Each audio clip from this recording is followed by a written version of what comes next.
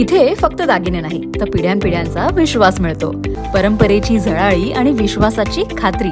Kailas अडगावकर jewellers, Datta मंदिर bus stop, Nashik road. Nashik महानगरपालिका 2026-27 आर्थिक वर्षाचं अंदाजपत्रक आज स्थायी समितीकडे सादर करण्यात आलेलं आहे. आयुक्त मनीषा खत्री यांनी स्थायी समितीचे अध्यक्ष मच्छिंद्र सानप यांच्याकडे तब्बल 3011 कोटी रुपयांचं अंदाजपत्रक सादर केलेलं आहे. सानप यांनी सभापती पदाची धुरा स्वीकारल्यानंतरची ही पहिलीच सभा असल्याने या अंदाजपत्रकाला विशेष महत्त्व प्राप्त झालं आहे. मागील वर्षी 3627 कोटी रुपयांचं अंदाजपत्रक सादर करण्यात आलं होतं, तर यंदा खर्चात काही प्रमाणात कपात दिसून येत असली तरी विकास कामांना गती देण्याचा प्रयत्न प्रशासनाने केल्याचं दिसत आहे. प्रत्येक नगरसेवकाला प्रभाग विकास निधी म्हणून 30 लाख आणि स्वेच्छा निधी म्हणून 8 लाख असे एकूण 38 लाख रुपये देण्याची तरतूद करण्यात आली आणि याशिवाय प्रशासकीय खर्चासाठी जवळपास 50 कोटी रुपयांची तरतूद करण्यात आली आहे. विशेष म्हणजे आगामी सिंहस्थ कुंभमेळ्याच्या पार्श्वभूमीवर पायाभूत सुविधांवर भर देण्यात आला आहे.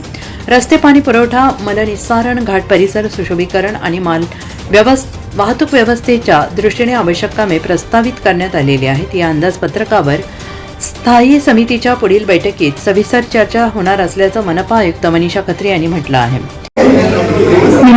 सिंहस्थ कुंभमेळ्यासाठी जे एकूण खर्च आपल्याला त्यांच्याकडून परवा मिळालेली आहे तो प्रोसेस अजून चालू आहे. त्याचा तुम्ही मला थोडक्यात सांगू शकते. कामणी आहे की 1246 कोटीची आपल्याला रोडसाठी तरतूद होती. त्यानंतर आपल्याला काही 62 कोटी पोलांसाठी मिळालेले आहे त्यांच्याकडून. त्यानंतर पीपीपी हॅम प्रोजेक्टला 1038 कोटी दिलेले आहेत.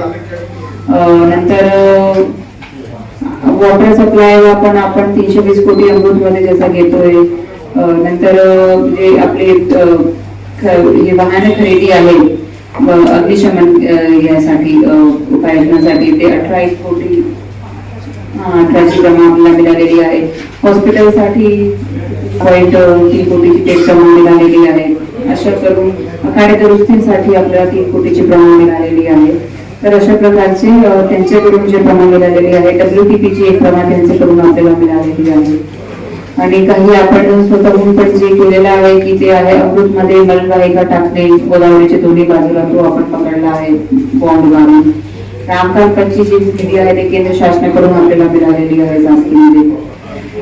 तर CCTV आणि ऑप्टिकल फायबरसाठी स्मार्ट सिटीला मिळालेली आहे निधी. तर अशा प्रकारची भरपूर निधी आपल्याकडे ते आम्ही तुम्हाला खुशाने काढून देऊ डिटेल. ते एक रिव्ह्यू करू डेटा थोडा, पण ते अजून फिक्स नाही आहे. कारण की आपल्याकडे जसं आता UCF येतोय तर तो पण खर्च आपण ह्याच्यात टाकणार. पण तरी आपण कॉर्पोरेशन तर्फे जर पकडतोय तर अमृतच्या नलवाहिकाचा आपण जे पकडला 215 कोटीचा तो एक काम आपण करतोय. नंतर 193 कोटीचा नलवाहिका आपण म्युनिसिपल बॉन्ड मध्ये घेतोय. 425 करून पुढच्या मीटिंगमध्ये सर्व सदस्य आम्ही अभ्यास करून पुढच्या मीटिंगमध्ये आपण चर्चा 2-4 दिवसात मीटिंग आहे. चर्चा करून आपण सगळं बजेटवर चर्चा करून मग एक चांगलं नाशिक शहराला विकासाला चालना देणारे अर्थसंकल्प आम्ही सादर करू. NCN न्यूजसाठी रोहन दानी, नाशिक.